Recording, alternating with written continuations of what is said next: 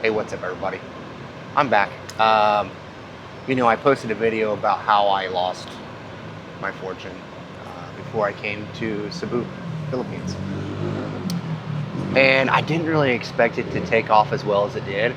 And I didn't really expect to get all the support that I got. And I just want to let everyone know that watched that and commented and sent me, DMs or instant messages. Thank you. It's really appreciated. Thank you very much. But I also want to make it very clear that I understand the faults that I made to lose that. I can't blame anyone else, only myself. But I'm going to live it, and I'm going to learn from it, and I'm going to move on, and I'm going to grow. But thank you very much for all the support. It's really, really appreciated. There's some people out there that always just have something to say. It's not necessarily positive, but they try to hide it. They try to hide their true meaning, and they just don't really say what they want to say. That's okay too. I read through it, and I understood that there was a few comments out there that were directed to be negative, and that's okay. You're allowed to have your opinion. That's what I fought for, is your freedoms and your rights. So, thank you still for the comment. It just helps me grow my channel. I do appreciate the comment. Next time, just be more clear, be more blunt about it. Stand up and say it. You're not going to hurt my feelings, not any more than I've already hurt them myself. But thank you very much for your comment. I appreciate it. Now let's talk about some things today. I don't really want to walk around a whole lot. The city's really busy today. It's kind of an inconvenience. I'd walk around and show you guys some things, but there's just so much going on because it's Christmas Eve and tomorrow's Christmas. And I can tell you that the people that I've met in this country, most of the Filipinas and Filipinos that I've met in this country, tend to procrastinate a little bit. Even though they start their Christmas season in September, they're still shopping on Christmas Eve to find that last minute gift. And just to clarify, some people are harder to shop for than others. We all know that, right? But it's a lot busier today and yesterday than it's been since I've been here. And so I'm just kind of staying out of the way. I don't really need to be out there in it. I don't need to be in anybody's way. It's just busy. So I've been home today, doing a little cleaning, doing a little cooking, relaxing, playing a few video games on my iPad. I didn't bring a gaming system, but I did bring my iPad, so I play a few little games on it to kill some time. But what I really wanted to make this video for is, if you're celebrating Christmas alone, I just want you to know that you're not the only one. There's several of us that celebrate Christmas alone. And it can be harder on others than it can be, for some. Especially if it's a new feeling for them. I haven't celebrated Christmas alone. Well, last year I did, because my separation was literally brand new. But I haven't celebrated Christmas alone before that in 15 years, 16 years. I had a family the whole time. And it's hard. It is hard, especially when you're used to the chaos in the mornings, or getting, wrapping 50 gifts, 3 nights before Christmas, and setting up trees and putting up, well, I didn't put up Christmas lights because, one, I don't like ladders. It's one of my fears, is climbing a ladder. Not the heights, the actual ladder. It's one of my fears. I don't like ladders. I don't really like hanging Christmas lights. I think it's silly. You do all that work for 30 days worth of Christmas lights. I would rather put up the permanent lights and leave them there and then just use them periodically. But That's not how it works. So, um, but getting everything ready for a Christmas dinner and buying all the food for that on top of buying all the gifts, and it's thousands and thousands of dollars that you spend, and it's chaos and it's stressful, but you're sharing that chaos and stress with your significant other, and there's a little bit of beauty to it that I didn't recognize until I lost it. So, and not to be a Debbie Downer for all yous out there that are going through this new experience of not being around family or friends during the holidays. But I understand. I promise I do. I just kind of look at Christmas as it's just going to be another day for me. That it's almost like, I feel you've ever been in other foreign countries and they have a holiday and they celebrate it and you don't celebrate it because it's not one of your cultural holidays. That's kind of how I feel about Christmas while I'm here. Is that everyone else is celebrating it, but I'm okay. I don't need to celebrate. It's not something that I celebrate. So some of you guys are going to eat me up in the comments about that, but that's what makes it easier for me. I just want you guys to know, the ones that are out there going through holidays alone, that it'll be okay. I promise. It'll be fine. You'll make it. And it does weigh a little heavy the first couple of years on you, but you'll find your groove back. You'll find someone to share it with, and it won't be so lonely in the next couple of years. So just think of it as temporary. It'll help you get through it. Now, being in another country away from all your family, like father, sisters, those immediate family, that can be a little hard, but I just call home. I stay in touch as much as I can with my dad. I call my sister too. We just have different schedules, so we don't always stay in touch with each other. And then, I have stepbrother and stepsister that I stay in touch with also. And, but, we stay in touch and we talk, and that helps through these times. I did miss Thanksgiving this year quite a bit because that's my favorite holiday. I feel like it's the only holiday where you can actually get together with everyone and nothing is expected except for a good meal and some football and hanging out with friends and family and enjoying each other's company. I kind of want to address some things too that people had asked in some of the comments, like probably some things that I should have clarified too in it. But you don't always, whenever you're editing, you sit back and you're like, oh man, I should have said this, or man, I should have said that, or I should have said this, and I could have talked more about this.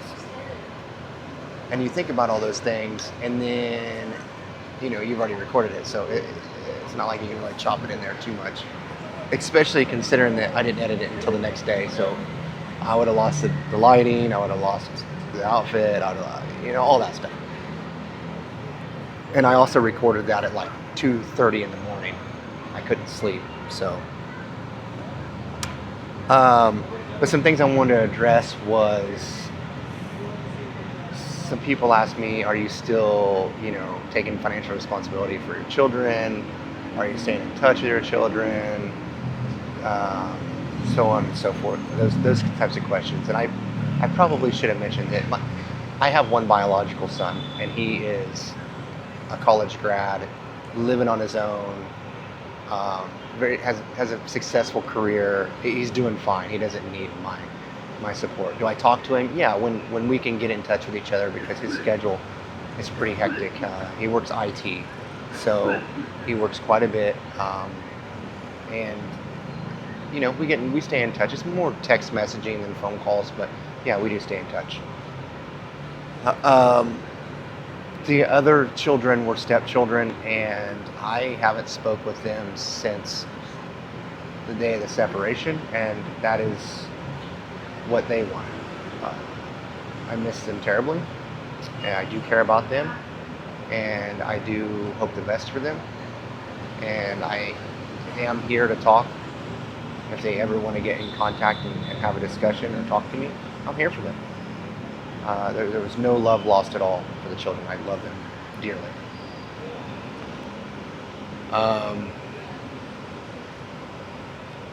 Some other questions I got too is, I get a lot of questions about renting condos, and I don't have a lot of experience in renting condos because I've only rented 2 in an Airbnb. So, and I only really know kind of what I've heard in IT Park, and I know where I live is one of the higher end sky rises with condos in it. So it's a little bit more expensive than the average cost of a condo. I know that there's other condos that can be more affordable that are in IT Park. I don't know all the amenities. I've been in a couple of them, like Avita Reala Towers, which is the towers that I just moved from, which is right behind me. Those are decent towers. They're not significantly cheaper than where I'm at now, which is 38th Park. They are cheaper, but not significantly cheaper. A couple thousand. I think it was about $118 cheaper to move to the condo I'm in now compared to the condo I was in. And the condo that I was in just didn't fit my needs. It didn't have the kitchen area wasn't really that usable. So to me, to spend the extra $100 and something a month to have a kitchen was well worth it.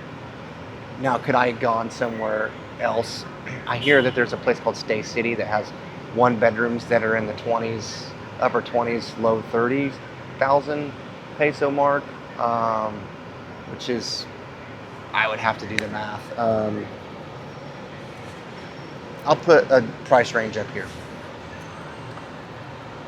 which is pretty affordable because 38 Park, you go look at a 1 bedroom, it's close to 60,000 pesos, which is about $1,000 US. Also, Avita Tower, I looked at a 1 bedroom there, and there's 2 Avita towers. There's Avita Reala Towers, which is 5 towers, and then there's Avita Towers, which is 2 towers.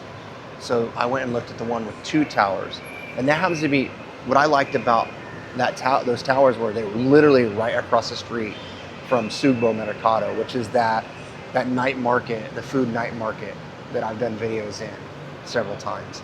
Literally right across the street. You take the elevator, walk out the front, and you're literally there.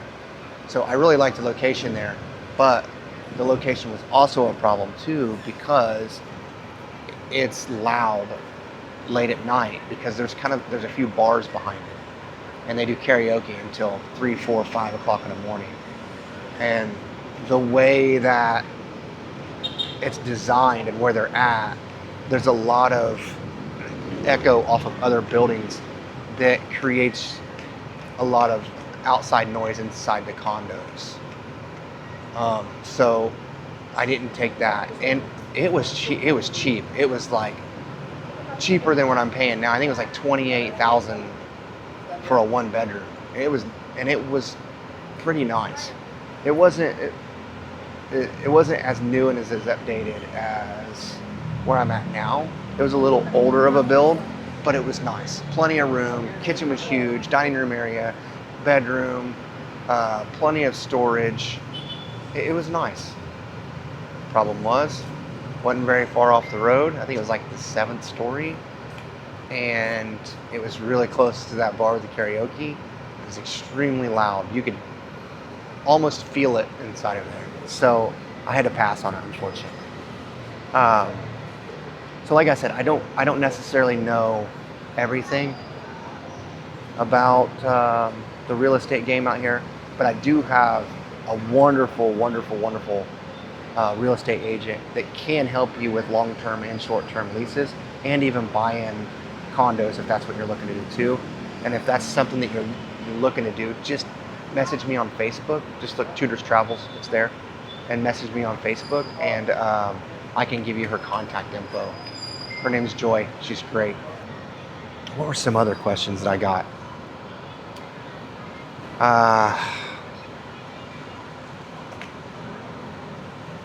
Oh, here's one. I got one about money exchange. And you know, that's important. I don't talk about it enough. But when you come out here and you're bringing cash, make sure that you're not bringing $10,000 or more. One, you have to declare $10,000. So keep it under 10,000.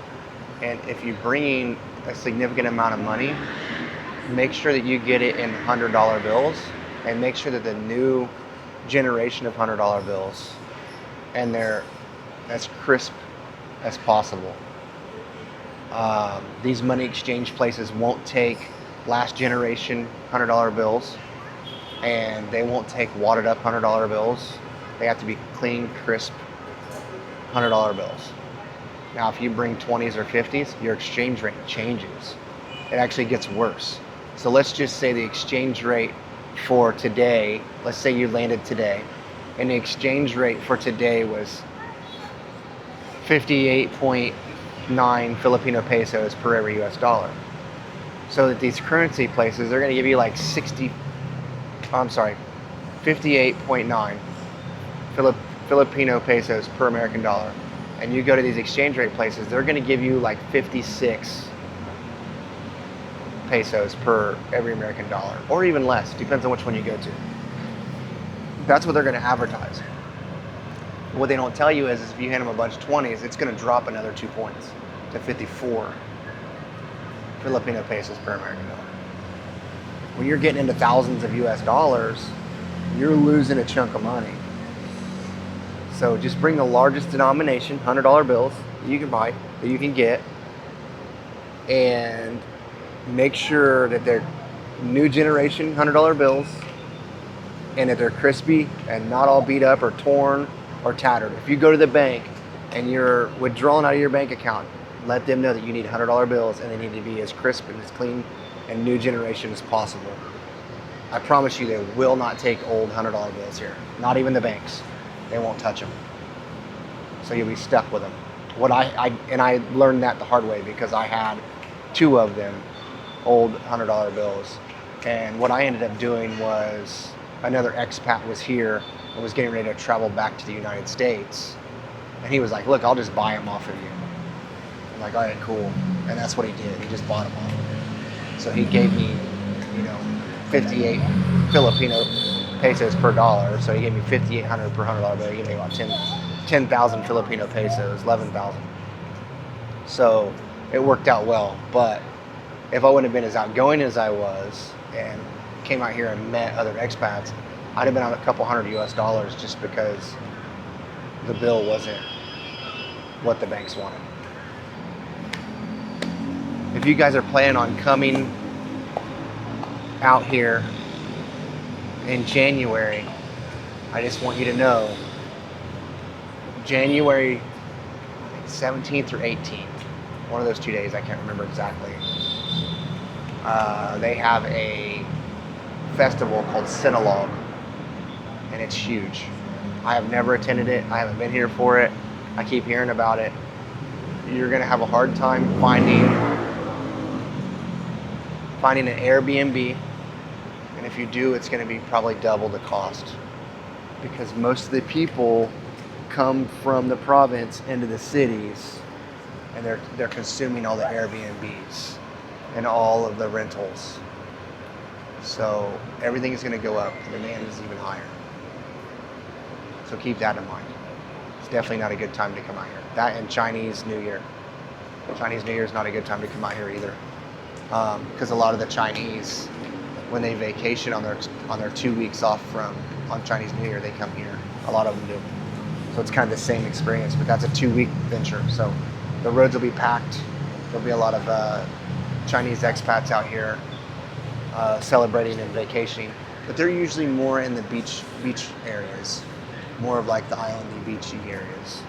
not necessarily cities, but they still have to have somewhere. If they can't find an area by the beach, they'll come to the city and then travel to the beaches. So keep that in mind also.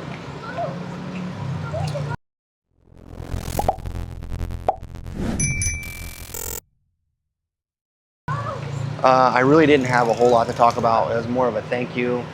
And then it was more of a, hey, if you're going through the same thing I am, just keep your head up. If you're home, if you're going to be home for Christmas by yourself, just keep your head up. Just find something to do to kill the time. You'll be good. I got faith in you. But like I say every single time, thank you very much for watching. Thank you very much if you shared this. Please share it if you haven't. Please subscribe if you haven't. Definitely like, and the comments help tremendously. I'm 45 subscribers away from hitting my 1,000 mark, which is amazing, thank you.